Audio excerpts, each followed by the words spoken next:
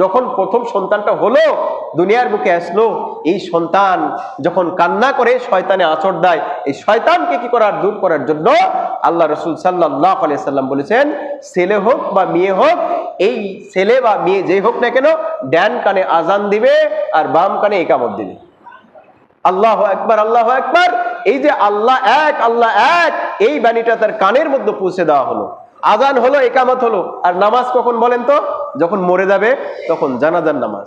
হ্যাঁ, এই আজান এবং ইকামত, ডান কানে আজান, বাম কানে ইকামত। আমাদের বিশেষ করে বর্তমান সন্তানগুলো বিভিন্ন হসপিটালে হয়, ক্লিনিকে হয়।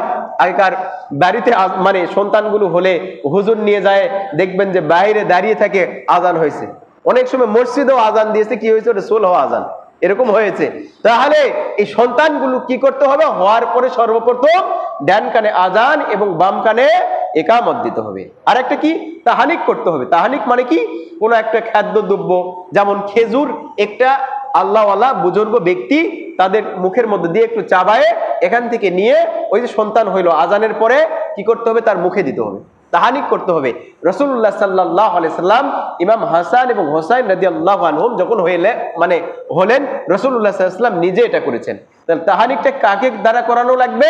যেই সমস্ত মানুষ বুজুর্গ ব্যক্তি, ইমাম বা যারা ভালো মানুষ, পীর ওলি গাউস কুতুব, এরকম ভালো মানুষ হইলে তাদের মুখে সন্তান হওয়ার পরে আজান দেওয়ার পরে ডান কানে আজান, বাম কানে ইকামত দেওয়ার পরে একটু খাদ্যদ্রব্য বা খেজুর কোনো কিছু মুখে দিয়ে সেখান থেকে নিয়ে যায় সন্তানের মুখে দেওয়া।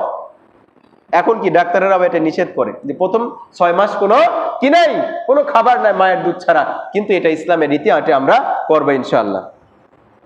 আরেকটা কি? সন্তানের ভালো নাম রাখতে হবে। সন্তানের ভালো নাম রাখতে হবে।